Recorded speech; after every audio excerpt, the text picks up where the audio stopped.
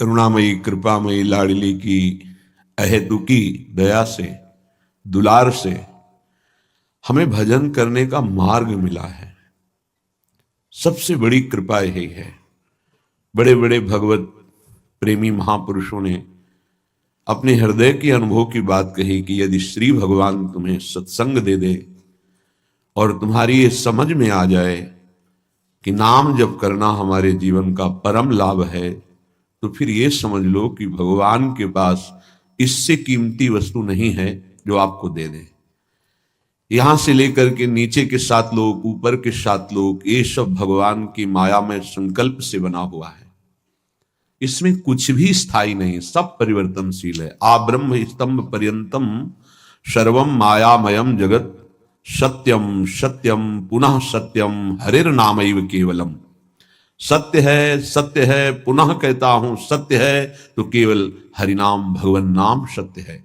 यदि नाम जपने की रुचि मिल गई, नाम में प्रीति हो गई, तो आप ऐसा समझो कि श्री भगवान के पास अब इससे कीमती वस्तु देने को नहीं है। वो बड़े भाग्यशाली हैं जो परम धन नाम में रुचि कर रहे हैं, नाम जपने का अभ्यास कर रहे हैं, नाम को अपना परम धन मान करके अधिक से अधिक संग्रह कर रहे हैं। अब नाम जप में प्रारंभ में ही रुचि हो जाना ये तो बहुत कठिन बात है। इसीलिए कहा कि भजन न होई संग बिनु, भजन बिना नहीं प्रेम। बिना भजनानंदी भगवत प्रेमी महात्मा के भजन नहीं हो सकता, और बिना भजन के भगवत प्रेम नहीं हो, बिना प्रेम के भगवत साक्षात्कार नहीं होता। प्रेम ते प्रगट होए मैं जाना। प्रेम अगर आ जाए तो भगवत दर्शन हो जाए। प्रेम कैसे आएगा? भजन से आएगा। भजन कैसे होगा? भगवत प्रेमी महात्मा के संग से होगा। भगवत प्रेमी महात्मा का मिलना ये केवल भगवत कृपा से ही होता है। जब द्रवहि दीन दयालु राघो तो साधु संगति पाइए। भगवान जिस पर बरस पड़ते हैं उसे संत समागम प्रदान करते हैं। बहुत तरह की तपस्याएं, साधनाएं हैं। कभी कभी भ्रम हो जाता है और हम सच्चे मार्ग से भ्रमित होकर के देहाभिमान पुष्ट करने वाले मार्ग में पुनः अपने को अग्रसर कर लेते हैं। जैसे हम अन्न नहीं पाते, हम ये त्याग करते हैं, हम ऐसा, तो वो सब देह भाव के अंतर्गत है। जो प्रेम है या भगवत तत्व है वो इन सब बातों का महत्व नहीं करता। आपका भगवत चिंतन कितना बनता है, आपका देह भाव कितना छूटा है, आपका जगत चिंतन कितना छूटा है, ये खास बात होती है। अध्यात्म को बिना किसी अध्यात्म सिद्ध महापुरुष के नहीं जाना जा सकता है। साधारण धर्म को बिना धर्मात्मा के नहीं जाना जा सकता। फिर असाधारण महान भागवत धर्म के ऊपर विराजमान प्रेम धर्म, इसको कैसे जाना जा सकता है? इसीलिए रे मन रसकन संग बिन रंच न उपजय प्रेम। रसिक महापुरुषों के संग के बिना भगवत नाम में प्रेम, रूप में प्रेम, धाम में प्रेम, लीला में प्रेम असंभव है। मात संगस्त दुर्लभ हो। यदि मिल गया है महापुरुषों का संग तो अब चूकिएगा नहीं। इसी जन्म में हम भगवत प्राप्ति करेंगे। ये भगवत प्राप्ति में सबसे बड़ी बाधा क्या है? हमारा मन, मन के साथ हमारी दोस्ती। स्पष्ट समझ लीजिए, ये बहुत चिंतन करके अपने जीवन में फिर आपको बता रहे हैं। भगवत प्राप्ति में सबसे बड़ी बाधा क्या है? हमारा मन। मन का स्वरूप संकल्प विकल्प करके भोगों में फंसाना। मन से हमारी इतनी घनी दोस्ती हो गई है जन्म जन्मांतर से कि मन ने जो चाहा वो मेरी चाह है, यही बंधन है, यही बंधन, इसी को पकड़ना है। मन ने जो चाहा, मन चाहता क्या है? 5 ज्ञानेंद्रियों के द्वारा भोगे जाने वाले समस्त विषय, जितने त्रिभुवन में भोग हैं उन सबको 5 में स्थित कर दिया गया। शब्द, स्पर्श, रूप, रस, गंध, और 5 ज्ञानेंद्रियों के द्वारा इनको जाना जाता है, ज्ञान होता है इनका। और इन भोगों को भोगने के लिए मन संकल्प विकल्प बनाता है। मन को मैं मानकर, मन को अपना मानकर हमारी दुर्गति हो गई, हम बंधन से युक्त हो गए, दुख पर दुख भोगते चले जा रहे हैं। सुख की लालसा से सुख भोग क्रिया परिणाम भयानक दुख, इसका मूल मन को सुधारना केवल इसकी मित्रता को हटा देने से होगा, दूसरा कोई उपाय नहीं है। ये आप अच्छे से समझ लीजिए। मन को यदि सुधारना है तो इससे दोस्ती हटानी पड़ेगी। बहुत कठिन है इससे दोस्ती छोड़ना। ये जो चाहता है वही मेरी चाह है, ऐसा हमें भ्रम हो गया है।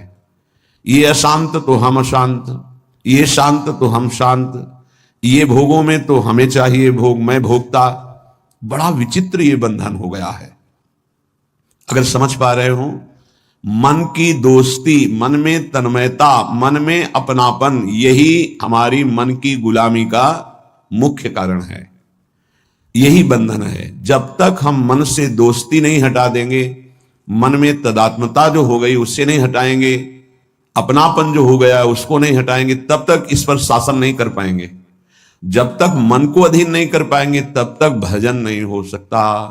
भजन की बातें हो सकती हैं, फिर भजन की बातों से हम सम्मान चाहते हैं, रुपया चाहते हैं, नाना प्रकार के भोग चाहते हैं, मनोकामनाओं की पूर्ति चाहते हैं। वो इन के इन प्रकार फंसा के ही रखता है, वो मुक्त नहीं होने देता। इसीलिए शास्त्रों में कहा गया है, बंधन और मोक्ष का कारण तुम्हारा मन ही है। विषय चिंतन भोगों में लगा हुआ मन बंधन का कारण है, भगवत चिंतन प्रभु में लगा हुआ मन मोक्ष का कारण है। स्पष्ट वर्णन किया गया है। इसलिए धैर्य पूर्वक अंतर्मुख होकर के इस मन से दोस्ती हटा दीजिए। ये बिना सत्संग के आप इस युक्ति को नहीं जान पाएंगे। आप इंद्रियां नहीं हैं, आप मन नहीं हैं, आप शरीर नहीं हैं, आप प्राण नहीं हैं, आप भगवान के अंश हैं, ये प्रकृति के अंश हैं, आप परमात्मा के अंश हैं। अपने को भूलकर इनकी अधीनता स्वीकार करके हमारी ये दुर्गति हो गई कि हम तुच्छ विषयों के अधीन हो गए। ऐसा लगता है यदि मन हमारा साथ नहीं देगा तो हम तो किसी काम के नहीं रह गए। अगर हम भोग नहीं भोगेंगे तो हमारा जीवन ही क्या रह गया। ये भ्रम बैठ गया है। यद्यपि आप पूर्ण काम हैं, आपको किसी भी वस्तु व्यक्ति स्थान भोग की किंचन मात्र आवश्यकता नहीं है, पर आपका ये मन आपको अधीन करके भोगों में सुख है, यही जीवन है, यही लाभ है, ऐसा भ्रम करा दिया है। उसी भ्रम को दूर कराने के लिए श्री भगवान गुरुदेव के रूप से, शास्त्र रूप से, नाना प्रकार के धर्मार्थ कार्यों के रूप से, इससे मन पवित्र होगा। पवित्र मन निष्काम होता है, अपवित्र मन कामी होता है। जब तक मन पवित्र नहीं होगा तब तक प्रभु से प्रेम या प्रभु का तन्मयता पूर्वक भजन असंभव। निर्मल मन जन सो मोहि पावा। निर्मल मन प्रभु के नाम, प्रभु के धाम, प्रभु की लीला, प्रभु के रूप, इन्हीं से निर्मल होता है। संसार का नाम, संसार का रूप, संसार की जो त्रिगुणात्मका माया के द्वारा खेले जाने वाला खेल है, ये सब मलिन करने वाला है मन को, और हम इसी में लगाए हैं, इसीलिए हमारी दुर्दशा हो रही है। बिल्कुल सच्ची मानिए, ये हमारे इस समय शत्रु पक्ष का काम कर रहे हैं, मन और इंद्रियां। देखो, कई बार का ध्यान दीजिए, पैसा देके ये जानते हैं कि इसमें जो नाटक हो रहा है वो बिल्कुल झूठा है। आप जाते हैं, आप वहां 3 घंटे बैठते हैं, कोई मन को विक्षेप नहीं, कोई मन भागेगा नहीं कहीं, आराम से आपको 3 घंटे साथ देगा। लेकिन 30 मिनट माला उठाइए, देखिए फिर इसकी चाल कितना भागता है। तो शत्रु हुआ या मित्र, गलत कार्य के लिए पूरा तन्मयता होकर साथ देगा, भगवत कार्य के लिए एकदम खिलाफ हो जाएगा। तो इसकी चाल को नहीं समझ रहे। हमारा मन हमारा दुश्मन है इस समय।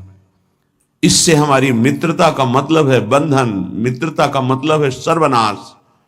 बहुत बहुत सावधानी की जरूरत है। ये मन 5 मिनट ऐसी चेष्टा करा देगा, आजीवन कारावास।